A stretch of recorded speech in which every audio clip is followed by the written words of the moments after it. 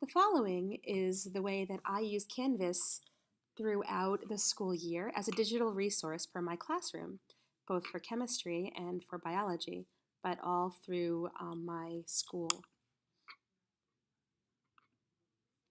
Canvas is a cloud-based learning management system that serves as a space to organize a variety of classroom tools that make teaching and learning more accessible in the classroom.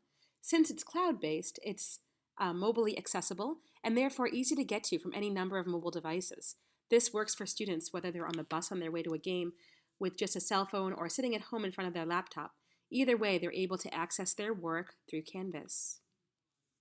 Canvas is able to work with so many applications that are useful in the classroom, and I definitely haven't discovered anywhere near all of them yet. Currently, I've used it with all of the Google Drive applications, docs, sheets, slides, etc., a variety of external links, such as simulations for biology class, Microsoft Office files, PDFs, YouTube videos, Quizlet, Lockdown Browser, etc. Canvas also has other capabilities within its own format that are useful, such as grading systems, built-in editable rubrics, and quizzes. I've been using Canvas since last year, and although at first I was confused and nervous, it has grown into a resource that I would prefer not to teach without. I use Canvas in conjunction with Google Drive mostly. I create a module for each week of school that will encompass everything we're going to do that week. Within that module, I can provide links to websites we will use, videos, files, assignments, notes, ideas. The list goes on. In this screenshot, I've included my first 2 weeks of modules from Honors Chemistry. Each week I post a weekly syllabus to front load the week, and after the weekly syllabus I include all of the necessary resources for that week.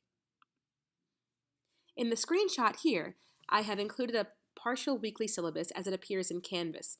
Basically, Canvas embeds the Google Doc into its module so that it's easily accessible, very easy to find. You can also see the many items on the side of the page, including announcements, assignments, discussions, grades, people, pages, files, etc. Many of these I have not yet used, but some are absolutely invaluable, such as grades, assignments, and announcements. Assignments can be added in modules so that they are organized in one area, or can be added on the calendar function. Either way, they will always appear in the calendar to remind students of their due date. When assignments are created in Canvas, there is an Add Rubric option where teachers can either create their own rubric right into the assignment for students to see, or they can choose from previously created rubrics in the Shared Commons area that I'll discuss later. In this photo, I have screenshot a piece of just one of the rubrics that I created for a lab report assignment for my chem class.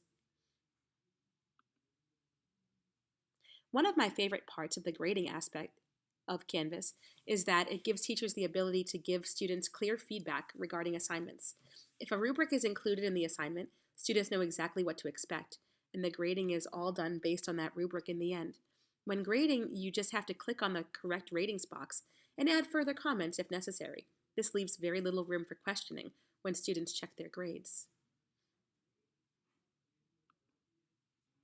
Canvas also has a nice application where you can send an announcement to the entire class. So if students are logged in through their mobile device, have the app with notifications, or have their account linked to their email, they can get an announcement from the instructor at any time.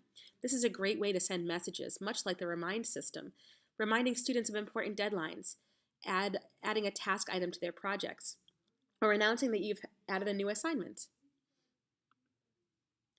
Canvas also has a useful tool that allows teachers to search for papers, projects, lessons, etc.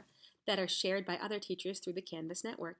In the Canvas Commons area, a teacher can search by topic, subject, grade level, or even by the type of Canvas tool, such as pages, modules, assignments, quizzes, etc.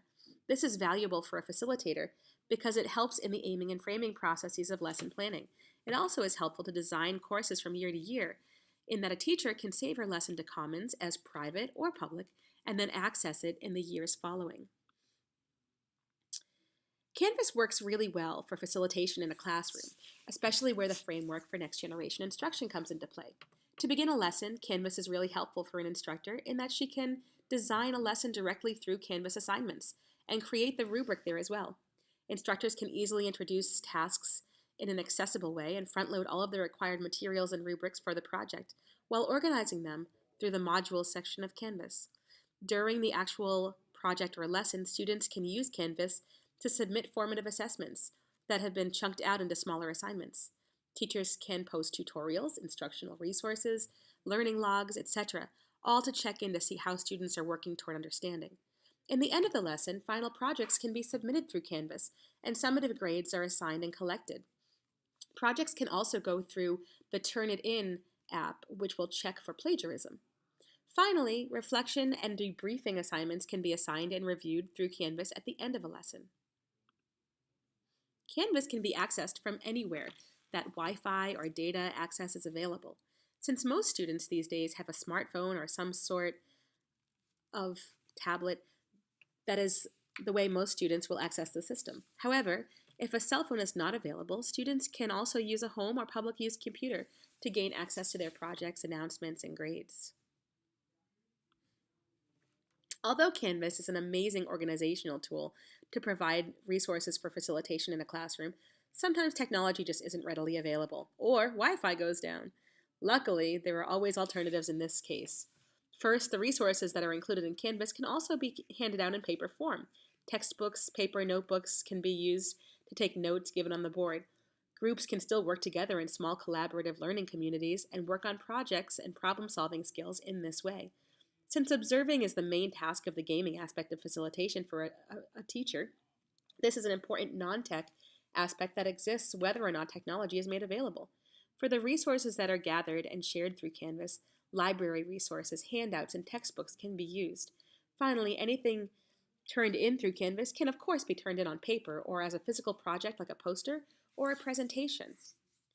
Canvas, although is really helpful, is not the end-all be-all of all digital resources. It's just a great way to combine all of your resources into one place and make it very organized. Thank you.